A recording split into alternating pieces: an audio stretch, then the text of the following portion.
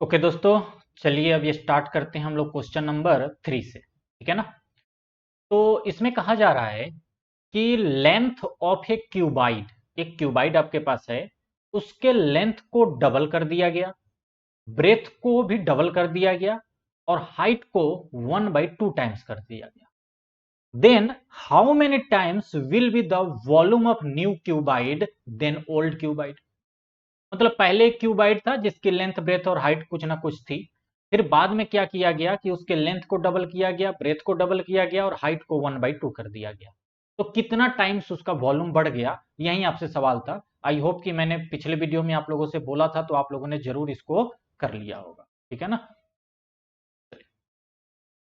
बहुत ही इजी सा सवाल है, कोई ज्यादा अ, इसमें कुछ है भी नहीं।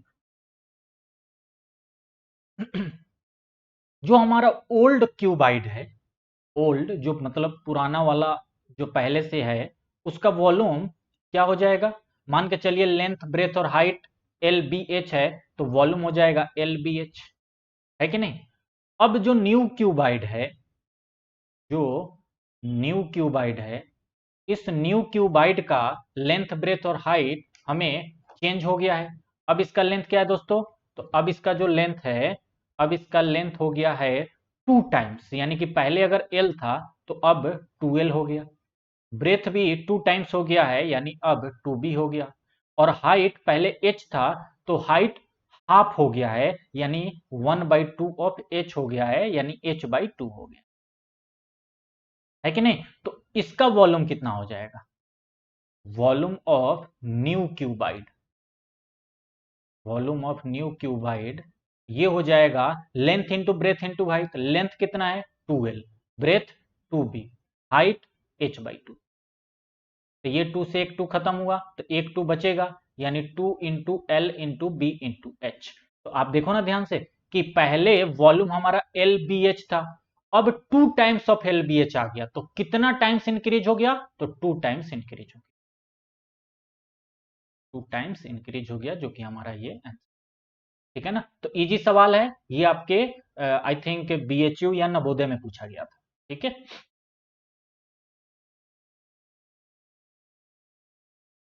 क्वेश्चन नंबर 4 को देखिए। क्वेश्चन नंबर 4 में कहा जा रहा है कि the dimensions of a soap are 7 centimetre, 5 centimetre and 2.5 centimetre. एक सोप है, ऐसे करके एक सोप है, साबुन का टुक्का, साबुन का टिकिया, ऐसे ही कहते हैं आई थिंक, जो कि इस तरह के फॉर्म में है। जनरली तो ऐसे नहीं होता, आजकल तो बहुत ही स्टाइलिस्ट स्टाइलिस्ट आ गए हैं।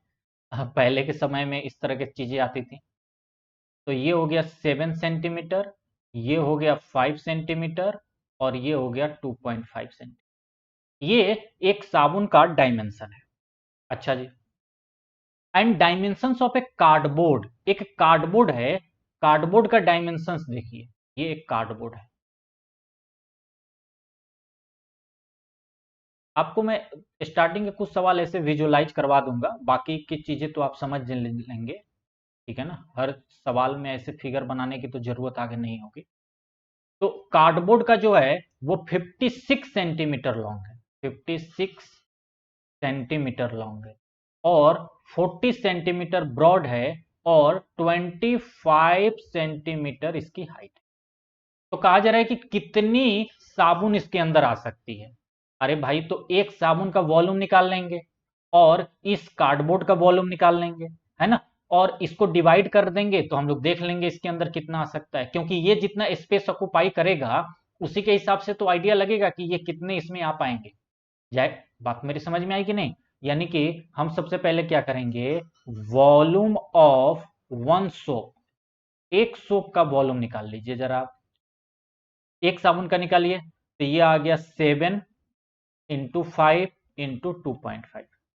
तो ये अभी इतना ही रहने देते हैं, क्योंकि बाद में तो कट कुट करना ही है, तो इतना ही सेंटीमीटर क्यूब में लिख देता हूं। फिर मैं बात करता हूं वॉल्यूम ऑफ कार्डबोर्ड।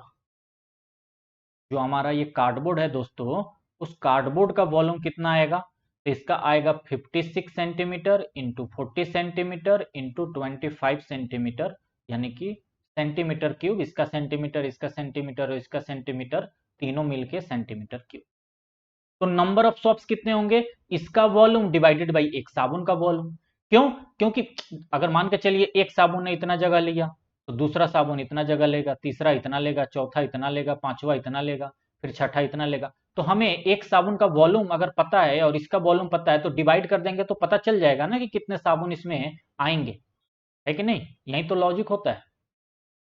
चलिए, तो उसी लॉजिक के आधार पे हम लोग जो नंबर ऑफ सोप्स है, यानी हमारे पास नंबर ऑफ सोप्स जो आएगा, नंबर ऑफ सोप्स, वो क्या हो जाएगा? वॉल्यूम ऑफ कार्डबोर्ड,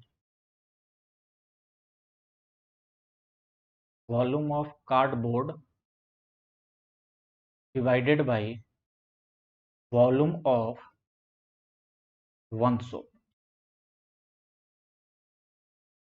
तो वॉल्यूम ऑफ कार्डबोर्ड का मतलब कितना हो गया? 56 इंटू 40 इंटू 25 सेंटीमीटर क्यूब। और ये कितना है दोस्तों? 75 और 2.5, 75 और 2.5 सेंटीमीटर। तो ये तो खत्म हो गया, हटाओ इसको। ये देखो, सतवटे 8, 8 टाइम्स ये कट गया और 5 से 8 टाइम्स ये कट गया। अगर ये पॉइंट को हम लोग हटा दें, ऊपर जीरो कर दें, तो ये खत्म होगा और ऊपर की तरफ जीरो आ जाएगा, है ना? तो 8 हटाएं 64, यानी और एक जीरो, 640। यानी हमारा आंसर जो हो जाएगा वो 640 हो जाएगा। यानी कि इस बॉक्स में कार्डबोर्ड वाले में ये साबुन की जो टिक्की है वो टोटल कितनी आ जाएगी? 640 पीस इसके अंदर आ जाएंगे। ठीक है ना? ये था आपका सवाल। ओके, मैं कुछ छूट तो नहीं रहा कोई भी चीज? क्वेश्चन नंबर 5 को देखते हैं। क्वेश्चन नंबर 5 में कहा जा रहा है कि एक टाइल है, टाइल मतलब वही टाइल्स के बारे में बात हो रही है। The area of A square tile, tile जो है सो स्क्वायर के शेप में है, स्क्वायर के शेप, और इसका एरिया जो है वो 100 सेंटीमीटर स्क्वायर है। ठीक है, चलिए, okay. Find the number of tiles which is needed to construct the wall of 3.50 metre length, 3.5 metre height and 10 centimetre wide. Okay, एक बात जरा देखिए, पहले ये देखिए, यहां पे लेंथ जो दिया गया है वो 3.50 मीटर दिया गया है और ये सेंटीमीटर में है। तो मैं ऐसा करता हूं, सबको सेंटीमीटर में ही बदल लेते हैं, क्योंकि ये टाइल्स का एरिया भी सेंटीमीटर में है, तो ये हो जाएगा 350 सेंटीमीटर। ब्रेथ के बारे में बात करें तो ब्रेथ 10 सेंटीमीटर वाइड, यानी कि ब्रेथ 10 सेंटीमीटर है, और हाइट जो है सो 3 मीटर है, यानी कि 300 सेंटीमीटर। सवाल को अच्छे से समझिए, सवाल को अच्छे से समझिए। The area of A square tile, ये एक स्क्वायर शेप का टाइल है, इसका जो एरिया है वो 100 सेंटीमीटर स्क्वायर है। ठीक है, ये बात समझ में आ गई। हमें नंबर ऑफ टाइल्स निकालने हैं, कितने टाइल्स लगेंगे अगर हमें कंस्ट्रक्ट करना है wall of this this and this. अच्छा जी, देखिए, जो यहां पे बात है वो बात ये है कि आपको सिर्फ एक वॉल पे ये चीज नहीं लगानी है, आपको जो है ये चीज 4 वॉल्स पे लगानी है। यानी कि आप जब टाइल्स जो लगा रहे हैं वो चारों तरफ लगा रहे हैं, यानी कि एरिया ऑफ 4 वॉल्स आपको यहां निकालना होगा। बात समझ में आई? अब आप कहेंगे कि सर देखिए ना, आप इसमें तो कहीं भी नहीं लिखा गया है कि एरिया ऑफ 4 वॉल्स बताइए। हाँ ठीक है, एरिया ऑफ 4 वॉल्स नहीं लिखा गया।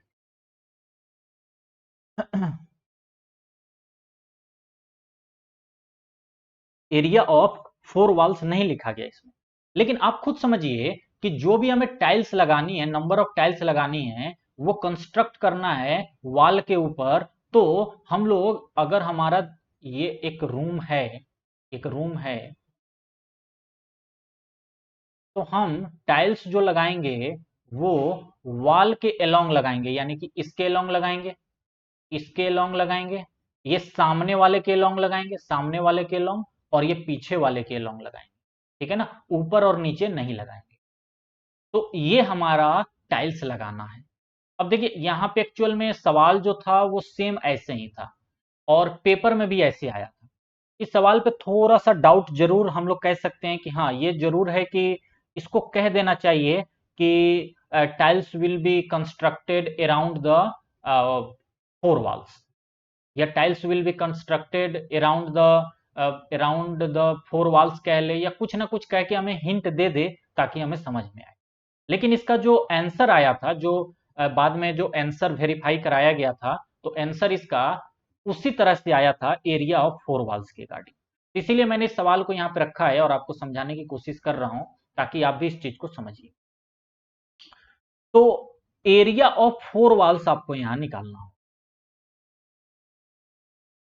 एरिया ऑफ फोर वॉल्स निकालना हो, क्यूबिडिकल शेप में है तो ये हो जाएगा 2HL+B, यानी कि 2 × 300 L+B, यानी 350 + 10, यानी कि ये आ गया 360, यानी कि और ये हो गया 600, यानी 600 × 360 सेंटीमीटर। और फोर वॉल्स का कभी भी एरिया जो आएगा वो सेंटीमीटर स्क्वायर में ही आएगा, क्योंकि वो 2D फिगर की बात आ जाएगी, क्योंकि एक प्लेन तो हमारा 2D जैसा ही है ना, तो एक प्लेन का, फिर दूसरे प्लेन का, तीसरे प्लेन का, चौथे प्लेन का, सबका लेंगे तो सेंटीमीटर स्क्वायर ही में आएगा।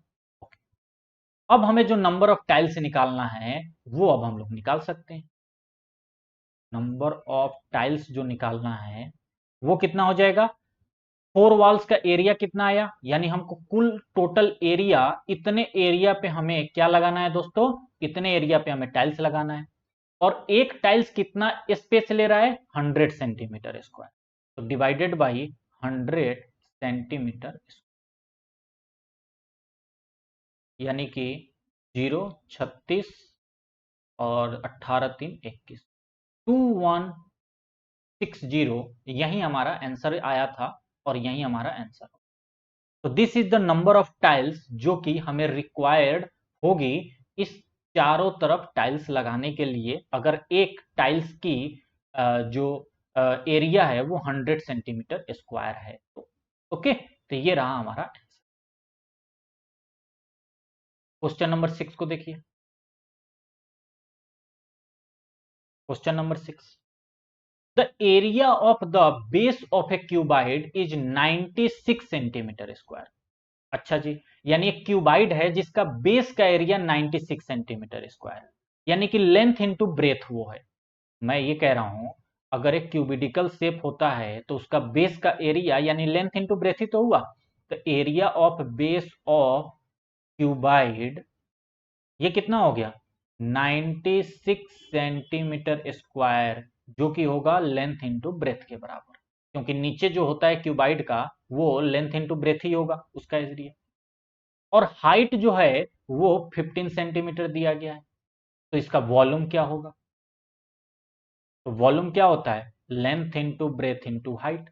तो लेंथ इनटू ब्रेथ तो 96 पहले दिया गया है और हाइट 15 बाद में दे दिया गया, यानी इसको जब आप मल्टीप्लाई करेंगे तो 15 छक 90 और ये 35 और 144, 144 सेंटीमीटर क्यूब, ठीक है ना। तो ये एक इजी सा सवाल है, इसमें कुछ नहीं था, जस्ट लेंथ और ब्रेथ एक साथ दे दिया गया था और हाइट अलग दे दिया गया था, तो आपको ऐसे करके इसको सवाल को सॉल्व कर लेना। चलिए क्वेश्चन नंबर 7 को देखिए। क्वेश्चन नंबर 7 से पहले मैं आपको थोड़ा सा यहाँ पे यहीं पे बता देता हूँ, इस चीज को हमेशा के लिए याद रखिएगा। इसको तो मैं बाद में बताऊंगा ही, प्रिज्म, पिरामिड और फ्रस्टम के बारे में। पहले कुछ नोट पॉइंट यहाँ पे कर लीजिए, हालांकि मैं बाद में एक साथ करवा दूंगा। अभी के लिए ये समझिए कि 1 लीटर, 1 लीटर का मतलब होता है कि आप एक 10 सेंटीमीटर का क्यूब लें। कितना, 10 सेंटीमीटर का, यानी कि एक अगर आपने ऐसे क्यूब लिया ऐसे, जो कि 10 सेंटीमीटर का है, लेंथ ब्रेथ और हाइट सभी 10-10 सेंटीमीटर के हैं। ये भी 10 सेंटीमीटर, ये भी 10 सेंटीमीटर और ये भी 10 सेंटीमीटर। तो इसके अंदर जो पानी इकट्ठा होगा वो 1 लीटर होगा। यानी कि 1 लीटर का मतलब हो गया 10 × 10 × 10। ये वॉल्यूम जो होगा, इतना सेंटीमीटर क्यूब जो वॉल्यूम होगा, वो 1 लीटर के बराबर होगा। तो यानी कि हम लोग कह सकते हैं कि 1 litre equal to 1000 centimetre cube. ये डायरेक्ट याद करवाया जाता है, लेकिन इसका मतलब आप समझ जाइए कि इसका मतलब क्या होता है।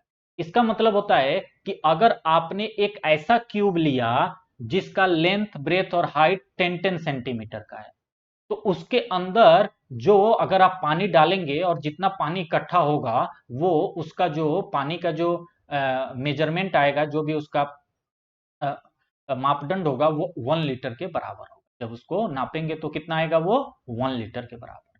तो 10 centimetre 10 centimetre 10 centimetre length breadth height इतना क्यूब है, और उस क्यूब में पानी डालेंगे तो वो 1 लीटर के बराबर है।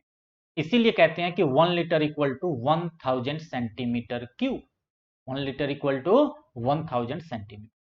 अब मैं मीटर के आधार पे भी आपको आगे चल के बता दूंगा, फिलहाल तो अभी क्वेश्चन सॉल्व करते हैं।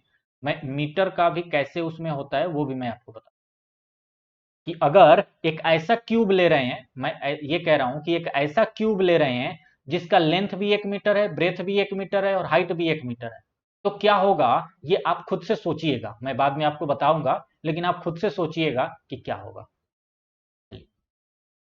वो 1000 आएगा, 1000 लीटर कैसे आएगा, जरा आप कैलकुलेट करके देखिएगा। मैं बाद में आपको एक बार समझा भी दूंगा। A tank contains 7500 litres water. इतना लीटर पानी एक टैंक रख रहा है। If its length is 20 metre, breadth 15 metre, तो उसका हाइट क्या होगा। क्लियर। तो मैं कह रहा हूं कि पहले उस टैंक का वॉल्यूम निकाल लो, है कि नहीं। वॉल्यूम ऑफ द टैंक, और वॉल्यूम ऑफ द टैंक तो हमें दिया ही गया है, 75000 लीटर्स। क्या कहते हो, ये तो हमें सवाल में खुद ब खुद दिया गया है। अच्छा जी, यानी कि इसको अगर मैं सेंटीमीटर में थोड़ा सा निकालने की कोशिश करूं, तो मैं इस लीटर की जगह 1000 सेंटीमीटर क्यों लिख सकता हूं, इंटू 1000 सेंटीमीटर क्यूब। इस सवाल को मीटर क्यूब पे भी सॉल्व किया जा सकता है कि 1 metre cube equal to 1000 litre. ठीक है ना, तो उससे भी सॉल्व कर सकते हैं, लेकिन उसमें चीजें थोड़ी सी पॉइंट में आएगी, तो इसीलिए मैं वो वाला नहीं करवा रहा, इसको सेंटीमीटर क्यूब में ही करवा देता हूं। ओके, चलिए। तो ये आपका आ गया volume of the tank. Volume of the tank कितना हो गया, इतना हो गया। क्यों, क्योंकि 1 लीटर जो होता है, 1 लीटर वो इसके 1000 सेंटीमीटर क्यूब के बराबर होता है। ये बात हम लोग जानते हैं। ओके, अच्छा जी।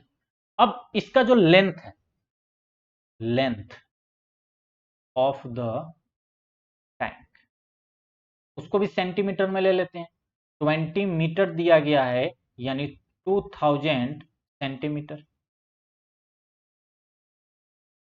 और ब्रेथ ऑफ द टैंक जो है वो 15 मीटर है, यानी कि 1500 सेंटीमीटर।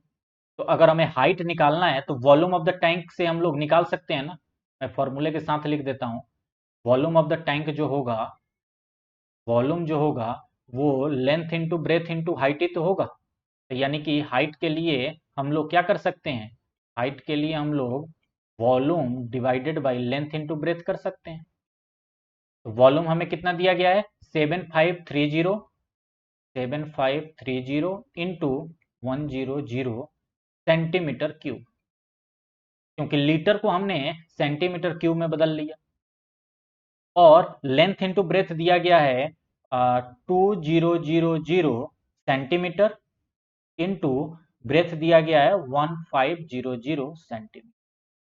कट कर लीजिए, ये 3 जीरो से ये 3 जीरो गया, ये 2 जीरो से ये 2 जीरो गया, और 15 15 छक 90, 15 सत्ते, और ये 2 से 5, तो 7 पचे 65। नहीं, कुछ तो गलत हो रहा है।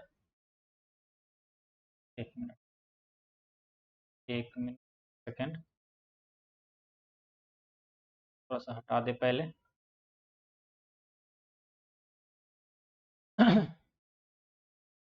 ओके, तो ये जरा कट करके देखते हैं 15 से। तो 15 से 75 तो कट हो जाएगा ना। चलो, ओके, ये तो पहले 2 से 5 कट हो गया। ओके, 5 से 3 कट हो गया। ओके, तो 5 से 3 कट हो गया, तो 3 से 7 25 कट हो गया। बिल्कुल सही है, मैं गलत कहाँ था, ये तो था 25। और सेंटीमीटर क्यों, सेंटीमीटर सेंटीमीटर तो ऊपर की तरफ एक सेंटीमीटर बचा। तो या तो आप 25 सेंटीमीटर आंसर दे दीजिए, या 25/100 मीटर में आंसर दे दीजिए, यानी कि 1/4 मीटर दे दीजिए, या पॉइंट में दे दीजिए, जैसा आपका मतलब हो वैसा आप दे सकते, ठीक है ना। तो जैसा ऑप्शन में था कैसा था, 1/4 मीटर था, ठीक है। तो 1/4 मीटर पॉइंट में होता तो पॉइंट में निकाल लेते 0.25। तो मैं ये कह रहा हूं कि ये सवाल जो है, ये सवाल हमने अब ये लीटर को सेंटीमीटर क्यूब में बदल के किया है। इस सवाल को मैं मीटर क्यूब में भी बदल के कर सकता था। 1 मीटर क्यूब इक्वल टू 1000 होता है, तो उसके आधार पे मैं करता तो थोड़ा सा कैलकुलेशन इसमें मतलब एक्स्ट्रा आ जाता, क्योंकि हमें 7500 लीटर्स को मीटर क्यूब में बदलना होता, तो वो आता 775 करके कुछ आता। फिर उसके बाद उसको मतलब थोड़ा सा उसमें काम ज्यादा हो जाता, इसीलिए मैंने वो तरीका नहीं बताया। बट अगर आपको वो तरीका पता है तो आप सेंटीमीटर क्यूब में कन्वर्ट ना करके मीटर क्यूब में कर लीजिए। और लेंथ ब्रेथ मीटर में है ही, तो हाइट भी आपकी डायरेक्ट मीटर में 1/4 आ जाएगी, वो भी सही है, उसमें भी कोई दिक्कत नहीं। ओके, तो ये हो गया हमारा क्वेश्चन नंबर 7। अब हम लोग बात करते हैं क्वेश्चन नंबर 8 के बारे में।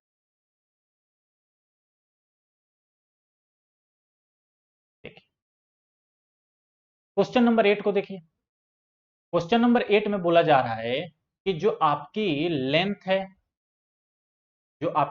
है, ब्रेथ है और हाइट है, एक रेक्टेंगुलर सॉलिड का, यानी कि जाहिर सी बात है वो क्यूबाइड के शेप में होगा, वो है 3:1 रेशियो में। अगर रेशियो में है तो हम लोग मान लेंगे कि लेंथ 3x है, ब्रेथ 2x है और हाइट x है। तो चलिए मैं इसको लिख ही लेता हूं, क्योंकि आगे तो उसकी जरूरत आएगी ही। लेट कर लेते हैं length, breadth and height, length breadth and height of a rectangular solid be 3x 2x and 1 है, तो 1x यानी कि x, ये हमने पहले मान लिया।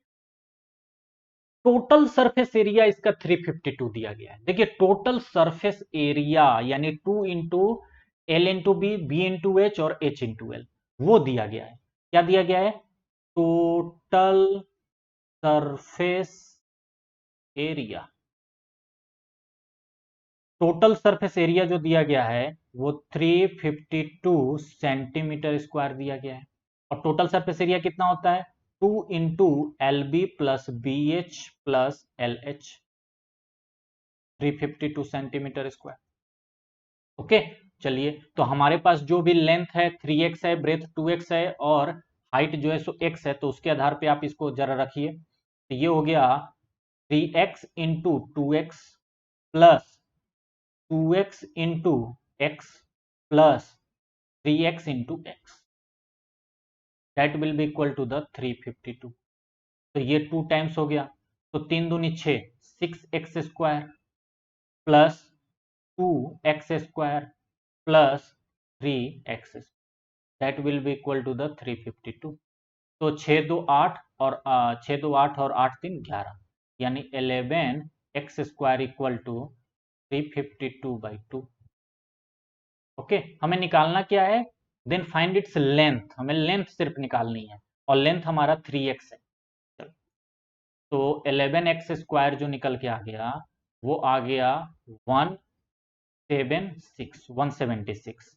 तो x स्क्वायर जो निकल के आ गया 176/11 यानी कि 16, यानी x की वैल्यू आ गई √6। तो √16 का मतलब हो गया 4 सेंटीमीटर। तो लेंथ जो निकल के आ गया वो 3x है, यानी कि 3 × 4 यानी कि 4×12 सेंटीमीटर। सारी चीजें सेंटीमीटर में ही थी ना, हाँ सेंटीमीटर, तो 12 सेंटीमीटर हमारा आंसर। तो ऐसे भी सवाल आपको आते हैं। और ये देखिए इस सवाल को मतलब उसने क्या किया था कि रेशियो से रिलेट थोड़ा सा कर दिया है। तो रेशियो से अगर कोई भी चीज हो तो वो हम लोग जानते हैं कि हमें क्या लेट करना होता है कि नहीं। 2-3 क्वेश्चन और करते हैं, क्योंकि अभी तो इजी क्वेश्चन ही थोड़े से चल रहे हैं। ये कोई हार्ड क्वेश्चन नहीं है, ये सभी सवाल नॉर्मल लेवल के सवाल हैं, बहुत ज्यादा हाई लेवल के सवाल नहीं है, ये सब मीडियम लेवल के आप कह सकते हैं। What will be the maximum length of a bamboo which is kept in a room of 12 metre length, 9 metre breadth and 8 metre height. हर एक एग्जाम में पूछा गया सवाल, बिल्कुल एक स्टैंडर्ड सवाल जो कि हर एक एग्जाम में पूछा जाता है। यानी कि आपको एक ऐसे क्यूबाइड शेप का रूम है,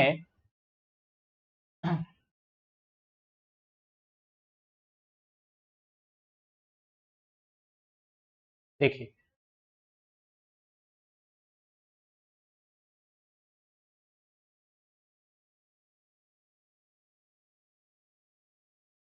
तो इसमें जो मैक्सिमम लेंथ का वॉल्यूम रख सकते हैं वो डायगोनल के अलॉन्ग ही तो रख सकते हैं। यानी कि अगर मैं इस और इस कॉर्नर को ले लूं तो मैं बम्बू को कुछ इस तरह से रख सकता हूं, है कि नहीं।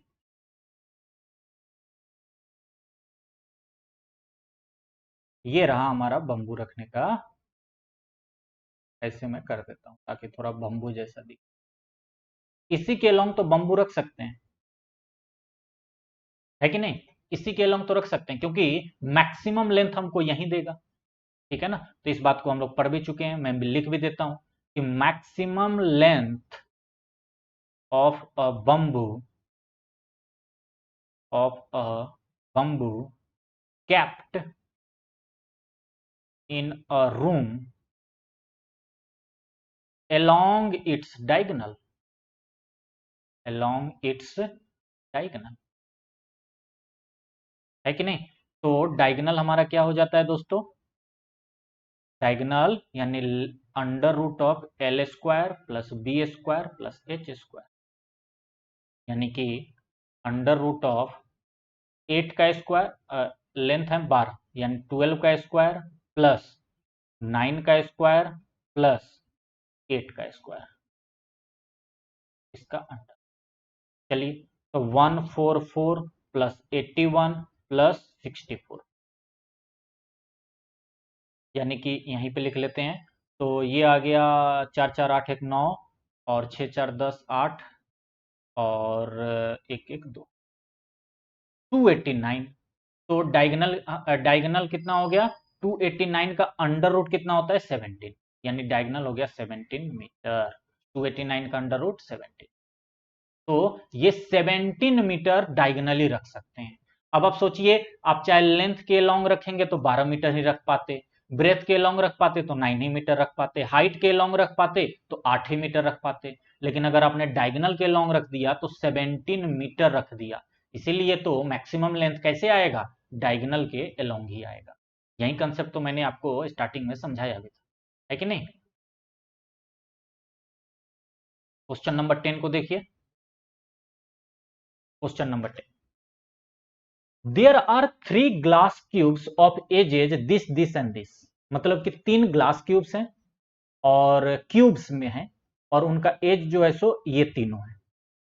दीज आर मेल्टेड, उनको मेल्ट किया गया और एक नया क्यूब बनाया गया। तो find the edge of the new cube. देखिए इस तरह का कभी भी सवाल आए कि आपको 2-3 फिगर को मेल्ट किया गया और एक नया फिगर बनाया गया, अब आप खुद समझिए कि इसमें क्या क्या सेम रहेगा।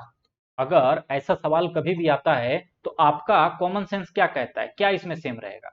अगर मान के चलिए मैंने 2-3 चीजें, जैसे कि मैं मान के चलिए मेरे पास एक ये है, ठीक है ना, और एक ये है, मैंने इन दोनों को मेल्ट किया और एक नया चीज बनाया, ठीक है ना, ये भी सॉलिड है ये भी सॉलिड है।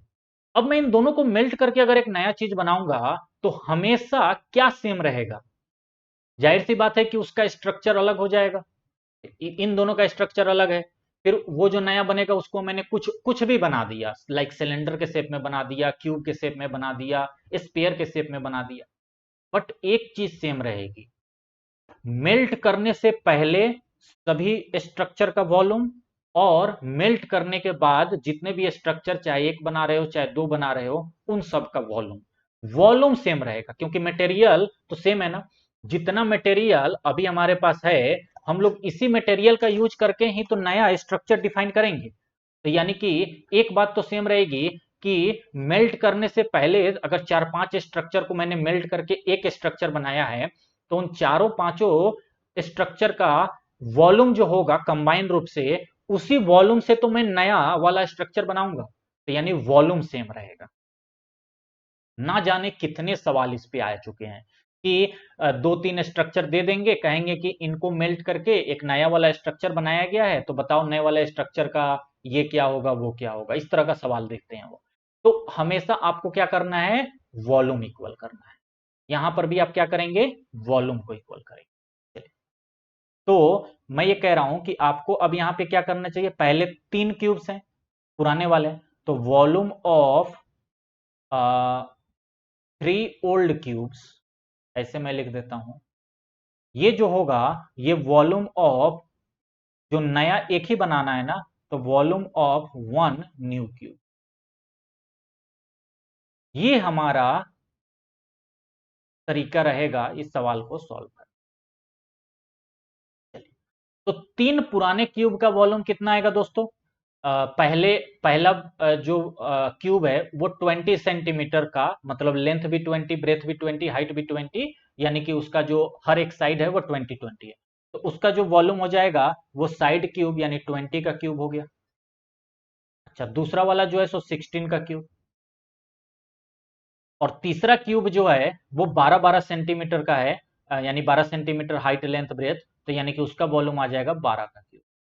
और वॉल्यूम ऑफ 1 न्यू क्यूब, तो नया क्यूब का अब चूंकि हमें नहीं पता है, तो उस नए वॉल्यूम, नए क्यूब का कुछ तो एज होगा ना, तो यानी कि उसका मैं मान लेता हूं कि लेट कर लेता हूं कि वो नया वाला जो क्यूब है उसका, जैसे तो मैं डायग्राम से ऐसे समझा देता हूं, एक छोटा सा ये क्यूब है,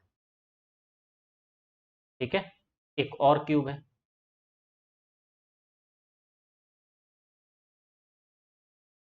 ओके, और एक और क्यूब है, इन तीनों क्यूब को मैंने पिघलाया, इन तीनों क्यूब को पिघलाया, तो इन तीनों का जो वॉल्यूम होगा वही तो इस बड़े वाले क्यूब का जो भी हम लोग बनाएंगे वॉल्यूम के बराबर हो जाएगा, है ना, वॉल्यूम के बराबर हो जाएगा। अब इसके वॉल्यूम के बराबर हो जाएगा तो मैं मान लेता हूं इस क्यूब का साइड ए है, मतलब लेंथ ब्रेथ हाइट सब ए है, और इन सब का कितना है, 20, 16 और 12, तो ये जो है सो सभी 20 हैं, ये सभी 16 हैं, और ये सभी 12 हैं, मतलब ये 12 12 12, ये 16 16 16, और ये 20 20, तो इन सबको मेल्ट करके ऐसे बनाना है, तो ये मैं मान लेता हूं कि साइड जो है सो ए है, तो यानी कि ये जो हो जाएगा वॉल्यूम ऑफ द नया क्यूब ए क्यूब हो जाएगा। चलो अब इसको सॉल्व कर लो, तो ये आ गया 2 × 2 × 2 यानी कि 8103। 16 का जब आप करेंगे तो 16 × 16 × 16 करेंगे तो ये आता है 4096, और 12 × 12 × 12 करेंगे तो ये आ जाएगा 1728, that will be equal to the A cube. इसको ऐड करेंगे तो ये आ जाएगा 13824, that will be equal to the A cube. तो ए की वैल्यू अब यहां से हम लोग निकाल सकते हैं। ए की वैल्यू कैसे निकालेंगे दोस्तों, तो ए की वैल्यू निकालेंगे 13824 का क्यूब रूट, क्यूब रूट। अब चूंकि क्यूब रूट अगर आपको नहीं पता चल पा रहा है क्या है, तो आप इसका, जाहिर सी बात है, आप क्या करेंगे, प्राइम फैक्टराइजेशन कर लेंगे, ये सब चीजें आपको सिखाई गई है। प्राइम फैक्टराइजेशन करिए, तो पहले 2 से करिए, तो ये हो जाएगा 6912, फिर 2 से करेंगे तो ये हो जाएगा, एक मिनट, 13824, तो ये 6912, ठीक है, तो ये हो जाएगा 3456, फिर 2 से करिए तो ये हो जाएगा 1728, और 1728 आप यहाँ पे देख सकते हैं, अभी अभी हमने निकाला है कि 12 का क्यूब होगा, यानी कि 1728, यहाँ से अब मुझे आगे जाने की जरूरत ही नहीं है, ये मैं समझ गया कि ये 12 का क्यूब होगा। तो पहले मुझे ये आ चुका है, यानी कि मैं ऐसे लिख सकता हूँ 13824 जो है ये 2 की पावर क्यूब इंटू 12 की पावर क्यूब, ऐसे है ये। तो इन दोनों को कंबाइन कर लेंगे तो 12 दूनी 24, यानी कि 24 का क्यूब हो गया, यानी कि वास्तव में ये कितना हो गया 24 हो गया। ए की वैल्यू कितनी हो गई 24, सारी चीजें सेंटीमीटर में तो ये भी सेंटीमीटर। ओके, तो ऐसे करके आप इसका आंसर निकाल सकते। ओके, तो ये सवाल था आपका। इस सवाल में जस्ट आपको ये वाला कंसेप्ट याद रखना है, और यहां पे अगर आप फंस रहे हैं तो आपको वो प्राइम फैक्टराइजेशन करके ध्यान रखना है। अब चूंकि यहाँ पे थोड़ा सा कॉमन सेंस मैंने लगा लिया कि 1728, तो मैं एक बार निकाल ही चुका हूं कि 12 का क्यूब आता है, तो इसको मैं ओपन करूंगा तो ये 12 का क्यूब ही तो बनेगा टोटल, और पहले इधर 2 का क्यूब बन चुका है तो वो मैंने लिख दिया डायरेक्ट। ओके, तो हाइट जो ये आ गया, ये हमारा 24 सेंटीमीटर। एक सवाल और कर लेते हैं यहाँ पे, फिर उसके बाद बाकी के क्वेश्चंस हम लोग नेक्स्ट वीडियो में करें। देखिए,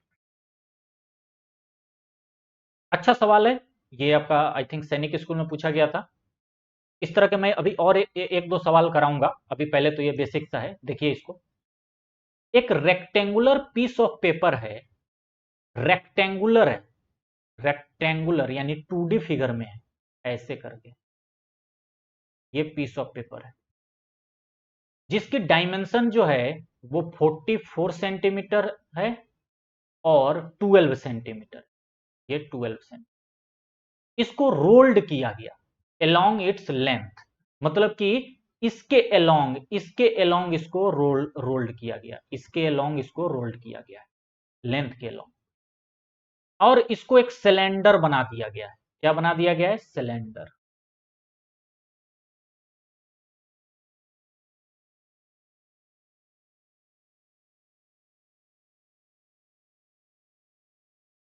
ये सिलेंडर बना दिया, तो कहा जा रहा है कि find the volume of the cylinder. अच्छा जी,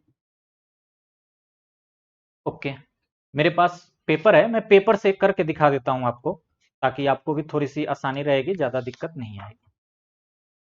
मतलब आप समझ तो गए ही होंगे, जस्ट फॉर फॉर्मेलिटी के लिए मैं थोड़ा सा बता ही देता हूं। देखिए, जैसे मेरे पास ये एक रेक्टेंगुलर सीट है, आपको दिख रहा है ये, थोड़ा सा दूर कर देता हूं, देखिए ये एक रेक्टेंगुलर सीट है, इधर से देख लीजिए कुछ लिखा हुआ है तो आपको दिख जाएगा, ये एक रेक्टेंगुलर सीट है। इसकी लेंथ जो है वो 44 सेंटीमीटर है, और इसकी जो ये ब्रेथ है वो 12 सेंटीमीटर है। अब मैंने इसके लेंथ के अलोंग इसको ऐसे रोल्ड किया और इसको एज ए सिलेंडर के रूप में बना दिया, यानी मैंने इसको ऐसे बना दिया। ये देखिए, ये एक सिलेंडर बन गया, दिख रहा है आपको? ऐसे देखिए, ऐसे देखिए, सिलेंडर ये बन गया ना। अब ये सिलेंडर बन गया, तो आप मुझे बताइए इस सिलेंडर का जो ऊपर का पोर्शन है, ये जो ऊपर का ये जो पोर्शन है, ये ये इसका सरकमफ्रेंस होगा, और ये सरकमफ्रेंस किसके बराबर आएगा? ये सरकमफ्रेंस ये 44 के बराबर आएगा ना, क्योंकि यही वाली लेंथ तो अब यहां जाके सरकमफ्रेंस बन गई है, और ये वाली जो हाइट है ये क्या आएगा? ये जो 12 सेंटीमीटर है यही तो इसकी हाइट बनेगी, क्योंकि मैंने ये ब्रेथ जो है ये पहले 12 सेंटीमीटर थी, तो इसी को तो मैंने ऐसे रोटेट करके बनाया हूं, तो जाहिर सी बात है वहीं क्या बन जाएगा, 12 सेंटीमीटर इसकी हाइट हो जाएगी, है कि नहीं? तो आप समझ गए होंगे अब सवाल को, अब आसानी से अब आप सॉल्व कर लेंगे, अब तो कोई दिक्कत नहीं होगी। तो इस तरह के भी कई सारे सवाल आते रहे हैं पिछले बहुत सारे एग्जामों में, कि एक रेक्टेंगुलर सीट है या स्क्वायर टाइप का सीट है, उसको ऐसे फोल्ड किया, वैसे फोल्ड किया, इस तरह का किया, तो इस तरह के सवाल भी आते रहे। तो कंसेप्ट को आप समझ चुके हैं, कंसेप्ट को ये समझ चुके हैं कि इस चीज को मैं इसमें बदलूंगा तो इसका कुछ ना कुछ तो रेडियस आएगा, अभी मुझे इसका रेडियस तो नहीं पता है कि क्या आएगा, लेकिन कुछ ना कुछ आएगा। लेकिन ये गारंटी हो गया कि ये हाइट जो है ये 12 सेंटीमीटर ही आएगा। अगर रेडियस आपको पता करना है तो आप पता कर सकते हैं, हाइट तो हमारी 12 सेंटीमीटर है, ये तो क्लियर है। हमें ये दिख रहा है कि सरकमफ्रेंस जो है, सरकमफ्रेंस वो जो कि 2 पाई आर होता है, तो ये सरकमफ्रेंस हमारा दोस्तों 44 के बराबर होगा, यानी कि 2 पाई आर के बराबर होगा। यानी आर की वैल्यू कितनी हो गई, 44 डिवाइडेड बाई 2 पाई। पाई की वैल्यू 22/7 ले लो, 22/7, यानी 7 को ऊपर ले लेते हैं, तो ये तो पूरी तरह से कैंसिल हो गया, यानी रेडियस जो हमारी आ गई वो 7 सेंटीमीटर आ गई। अब क्या ही कहना, अगर रेडियस हमारी 7 सेंटीमीटर आ गई और हाइट हमें 12 सेंटीमीटर दिया ही गया है, तो अब क्या हम लोग यहाँ पे वॉल्यूम ऑफ द सिलेंडर नहीं निकाल सकते? वॉल्यूम ऑफ द सिलेंडर निकाल सकते हैं। तो वॉल्यूम ऑफ द सिलेंडर कितना हो जाएगा दोस्तों, पाई आर स्क्वायर एच, यानी कि पाई की वैल्यू फिर से 22/7 ले लो, आर की वैल्यू 7 × 7, यानी कि रेडियस है 7 × 7 हो गया, और हाइट हमारी जो हो गई वो 12 सेंटीमीटर। तो इससे ये कैंसिल हो गया, बाकी चीजें आप मल्टीप्लाई कर लो और लिख लो। तो बाकी चीजों को आप मल्टीप्लाई करोगे तो कैसे करोगे, 22 इंटू 7×2 = 14, 7, अच्छा 12×6 = 72, 12×7 = 84, और 84 इंटू 22, तो ये हो गया 8, और 8 8 8 और 8×2 = 16, तो 16 16 16 16 और 4 184 1848। तो थोड़ा सा अलग अलग टाइप लिखा है, इसको एक साथ लिख देते हैं, 1848। ये वॉल्यूम हो गया, और वॉल्यूम हमारा सेंटीमीटर क्यूब में आया। ओके, तो ये जस्ट सिंपल सा सवाल था, इसमें बाकी कुछ ऐसा पॉइंट नहीं था। तो आप, मैं देखिए जो भी आपको सवाल करा रहा हूं उसके कंसेप्ट को आप समझने की कोशिश करिए कि उसके ऐसा, अभी तो मान के चलिए रेक्टेंगुलर पीस को ऐसे बनाया गया, स्क्वायर पीस होता उसको बनाया जाता, या सिलेंडर में ना बना के किसी और स्टाइल में बना दिया जाता, तो मतलब आपसे वो कहेगा कि हाँ इस चीज को ऐसे बनाइए, और इजी सा ही देगा, बहुत ज्यादा हार्ड नहीं देगा कि आप बहुत ज्यादा कंफ्यूज हो जाएंगे। तो उस टाइप का सवाल भी ऐसे ही करना है। और वो वॉल्यूम वाला जो सवाल है, ये तो मतलब मुझे लगता है उन लोगों का फेवरेट है, हर दूसरे तीसरे साल ये सब चीजें पूछते रहते हैं। तो वॉल्यूम ऑफ द स्टार्टिंग वाला सारा वॉल्यूम और मेल्ट करने के बाद सारा वॉल्यूम बराबर रहेगा, इस तरह के सवाल भी वो लोग पूछते ही रहते हैं। ओके, चलिए, तो अब यहाँ से हम लोग थोड़े से अपने क्वेश्चन का लेवल अब धीरे धीरे बढ़ ही रहा है, तो अब हम लोग थोड़े से और अच्छे लेवल के क्वेश्चन करेंगे, और और भी हम लोग सवाल देखेंगे। अभी कई तरह के सवाल हम लोग देखेंगे, 2-3 वीडियो में अभी हम लोग क्वेश्चंस की प्रैक्टिस करेंगे। ओके, चलिए मिलते हैं हम लोग नेक्स्ट वीडियो में। Thank you so much.